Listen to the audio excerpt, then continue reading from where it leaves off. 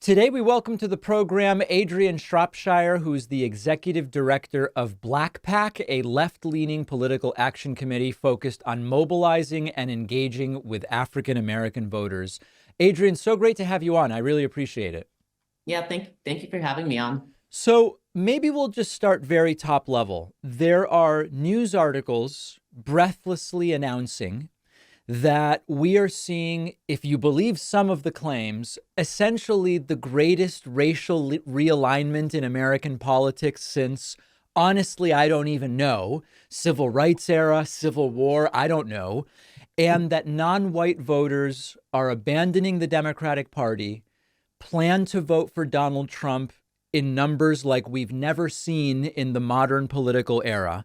And it all strikes me as a little bit difficult to imagine could really be happening, particularly when you look at internal polling in states with larger versus smaller non-white populations. Like, I know that there are some polls that generally say we're seeing a little bit of a shift in non-white voters towards Republicans in some states, but Mhm. I struggle to believe that Trump is about to ride to victory on the backs of non-white voters in numbers we've never seen. So how would you analyze what we are being told? What data would you look at? Is something happening here?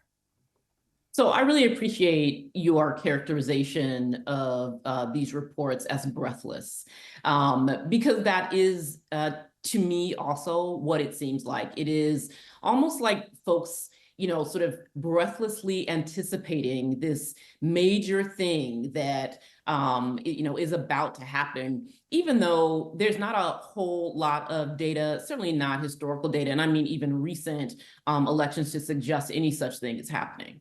At BlackPAC, we are always doing polling, and we have since we started, because we believe that it is important to understand and to listen to and to talk to voters as they grapple with a host of different issues when they think about whether or not they're going to participate in any given election. There are things that weigh on them. There are challenges that they face in their day-to-day lives, and those things will determine whether or not they show up to the polls. So we're always trying to understand what those things are, how we can encourage people, what we need to explain to people, because part of lack of participation in our democracy is that people just don't understand things. And we don't do a particularly good job of explaining our processes. So we're always trying to figure that out. What we have not seen in our polling over the last 6 months is this historic racial realignment that we are seeing people write about, whether it's, on Twitter and multi-tweets, or I guess we're supposed to say X now, Yes. multi, posts, threads that suggest what's happening, or it's, in the headlines of our, papers of record. And so I can tell you what we are seeing, right? We are not seeing from the voters that we are polling and the voters that are sitting in our focus groups any change in terms of the level of support for the Republican Party or Donald Trump, more than we have seen. Are there Black voters who support the Republican Party? Yes, of course, there always has been. Are there voters who voted for Donald Trump in 16, Black voters who voted for Trump in 16 and 20? Yes. There are, and they'll vote for him again.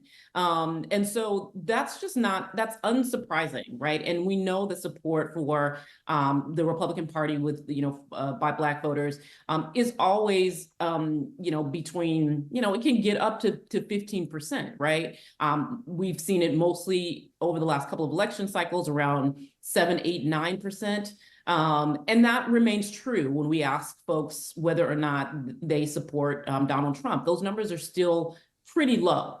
And so there just isn't this idea that people are, waiting around, and it's sort of, I always describe it as someone's fantasy, like someone's deepest fantasy. And it really seems to be Donald Trump's deepest fantasy, because he's obsessed with having Black voter support, and particularly Black men. Yep. So this sort of obsession, it's like his deepest fantasy that are, sort of dressed up as political analysis and then pushed out there for the rest of us to just accept as something that's happening. And frankly, I think that there's a lot of voters out there who, when our focus groups, who absolutely are going to vote for Joe Biden again. Obviously, Black voters still are the the voting bloc with the highest level support for the Democratic Party and for Joe Biden. And for some reason, we're not talking to those people, right? We're looking at these polls, we're, having conversations, taking analysis from the Breakfast Club, and then suggesting that somehow that is reflective of all Black voters, and it just isn't. So a couple data points that I do think are interesting. There's a New York Times Siena College poll from March 2nd, and it says Biden's leading non-white voters 56 to 44. That's a 12-point margin.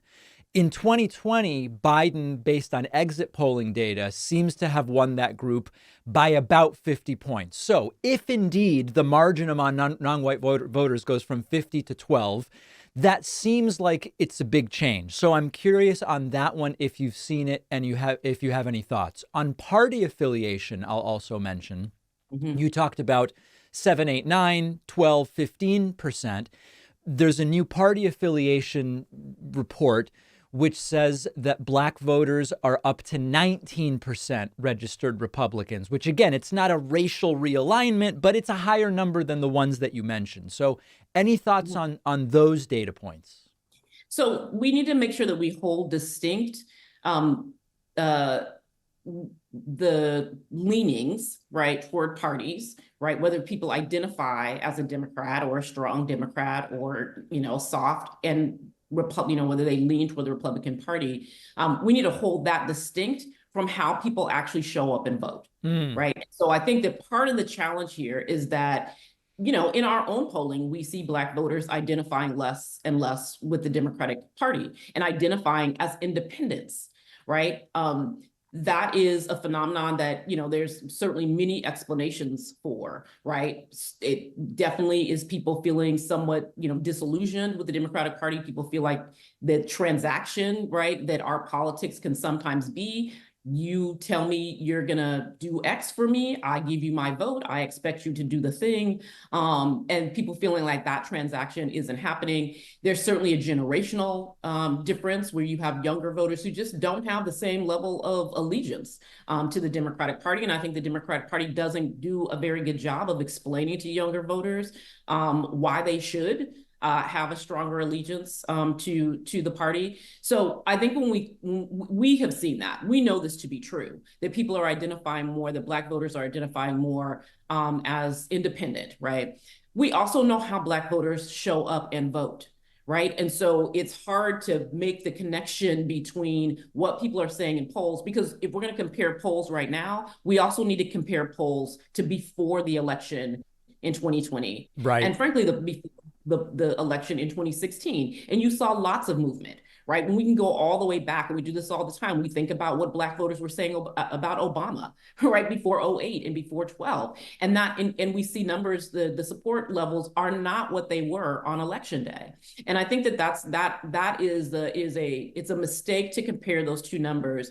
But it's also really important to look at the verified data of how Black voters voted on election day in 2018, in 2020, in 2022. Where did they give their support? And I think that is more of an indicator for what we can expect from Black voters than the sort of polling that we see that just feels inaccurate. And partly it's inaccurate, I would say, because the sample sizes they're not very big. And so when we're polling Black voters, we don't have a small sample size. We're not polling everyone and then oversampling Black voters. We're just polling Black voters. And that's a much better sample. That's a much better indicator of where the range of Black voter opinions are than having a small sample size and a broader poll. Yeah, if I have the numbers right, if you look at the Pew validated numbers, at the end of the day, in terms of how folks actually voted, 2016, it was 91% of Black voters that voted for Hillary Clinton. 2018 was 92% of Black voters voted for Democrats in House races. 2020 was 92% for Biden. 2022, 93% for House races. And it's sort of similar to I'm Jewish, and so I follow stories about, Jews are becoming more conservative because they don't like Democrats on Israel and all these. And right. Jews and Black folks are the two most liberal-leaning voting groups every single election. And while there may be some prominent voices you sometimes hear about, these are, when you look at the voting numbers, these Mhm. are groups, not because they are sort of feeling that they have no choice but the Democratic Party, but are evaluating what is being offered and are choosing what is most preferable. And what's most preferable hasn't really changed, I think, is the message I'm getting.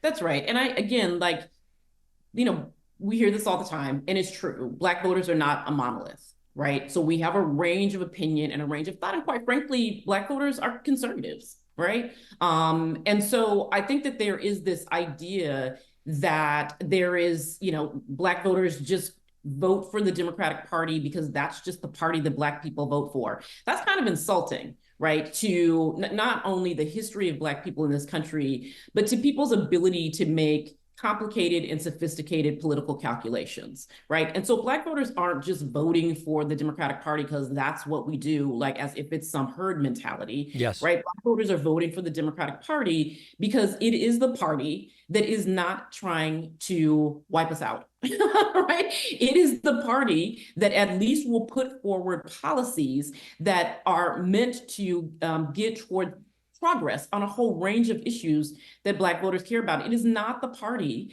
that has, you know, the presidential frontrunner saying that it's going to deploy the military into the inner city, right? It's not the party that has a presidential frontrunner saying that they're going to build concentration camps, right? Like these things aren't happening in the Democratic Party. What we do see are attempts to get at some of the entrenched issues that are sort of top of mind for Black voters, whether it's Black maternal health, right? And we're living in an era where if things go in the direction that they seem to be going, the Republican Party won't allow us to even talk about Black maternal health or any health disparities because apparently it's DEI and that's bad to talk about.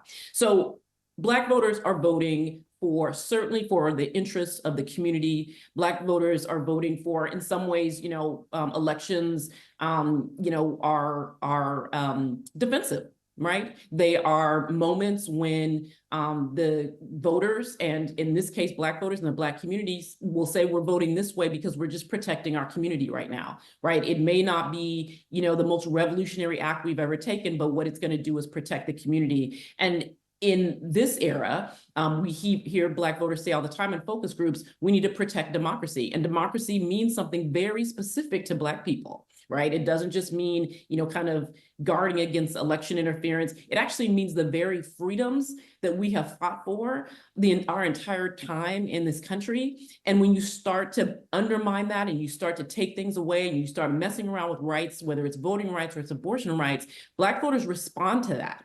And so I just think that it's offensive in some ways for the analysis that's out there to just be suggesting that we're just operating off of herd mentality and not off of real sophisticated analysis about what is in our best interest as a community and what is in the best interest of the country. Yeah, and along those lines, sometimes I'll get calls from Trump supporters who say they'll basically repeat what Trump says about Black Americans during his presidency, which was record low unemployment and really, wage growth and it's just kind of these vague things. And they'll say to me, what has Joe Biden done for Black Right. folks? And not that I speak for Biden, nor am a cultist follower of Biden the way some folks are of Trump, but I think to myself that there are so many things that seem that have been great things, even just recently announcing on replacing lead pipes. Yes. And you look at that's infrastructure spending. Lead pipes are disproportionately still in parts of the country that have been historically marginalized, where there have been issues of redlining and so on and so forth. It seems to me that when you look at infrastructure spending, when you look at capping the cost of insulin, when we know that Black Americans disproportionately are diabetic and it goes directly, right? There's all these things that I see and I say to myself, man, I don't know. It seems that there's a lot of substantive things that have been done. I guess my question to you is, in the focus groups you're doing and the folks you're talking to, do people know that? Do people know about these things that have been done? No. And that was my quick response, because this is part of the problem, right? There is this disconnect between what the Biden-Harris administration has done. And I will say that some of the information is starting to get out there now. But what we see in the groups, and we ask these questions, we ask what have you seen? What have you heard? What do you know that the administration has done? And largely people say, nothing, or I think I heard something, but I don't really know. And they said they were going to come in and do all these things, and he made these promises and he didn't do them. And, my student loan debt isn't forgiven. So therefore no one's is forgiven. Right. Right. And so there's just this sort of disconnect between what the administration has done, significant accomplishments that the administration has gotten done, that people are just unaware of. When we walk through with people in these groups, when we say, well, actually, here are the things that the administration has done, there are a couple of things happen that are very interesting. One is that some folks will say, oh yeah, right, I remember that, right? Oh yeah, I remember the American Rescue Plan. That's how I paid my rent during the pandemic. But I didn't know that was Joe Biden, right? Oh yeah, my student loan debt got forgiven, but I didn't know that was Joe Biden. I just thought that was a government program, right? There was not only a disconnect between what the administration has done, but a disconnect between actual benefits that people have personally had experience with and who actually did that thing, right? So that's sort of one reaction, which is problematic, right, for the campaign, for the administration. The second is that people are angry, right, that they don't know, right? And so part of the reason they get angry is because they feel like, well, this is stuff that we ought to know, and why isn't Joe Biden out there telling us, right? Who is supposed to be telling us this? And the other reason is because people don't want to be out there spreading misinformation, right? You walk into a room, you say, what has Joe Biden done? And someone asks, what has Joe Biden done? And you say nothing. You're spreading misinformation, and you're telling that to your friends and family. You're saying it on Facebook and on Instagram, right? And people don't want to do that. They want to have the information. And so there is this disconnect that the campaign really, and I think that they are, right? They have this big spin that they announced after the State of the Union. And so they're starting to, but it also means that every opportunity to talk about what the president is doing, right? What he's done, over the last 3.5 years, the campaign, the entirety of the administration needs to be out there talking about it. When he forgives another, $5, $6, $7 billion in student loan debt, every cabinet secretary, regardless of what department they're over, needs to be out there talking about it, right? They just need to be there. Surrogates across the country, those running for House seats and for Senate seats need to be out there talking about this stuff every day. In the places where people are listening, right? They need to be on Black radio every single day, letting people know not just what the administration has done, but they also need to start to pivot to what the administration is going to do, because there are some big things that didn't get done that people are also fully aware of, right? They're fully aware of the John Lewis Voting Rights Act not getting passed in the Senate. They're fully aware of the George Floyd Justice and Policing Act not being passed. So they need to start talking about the things that they're going to do as well. We've been speaking with Adrianne Shropshire, Executive Director of BlackPAC, a left-leaning political action committee that focuses on mobilizing and engaging with African-American voters. Really interesting stuff and insights, Adrianne, and the work you're doing is really important. So I really appreciate you telling us about it today. Yeah, thank you so much for having me on.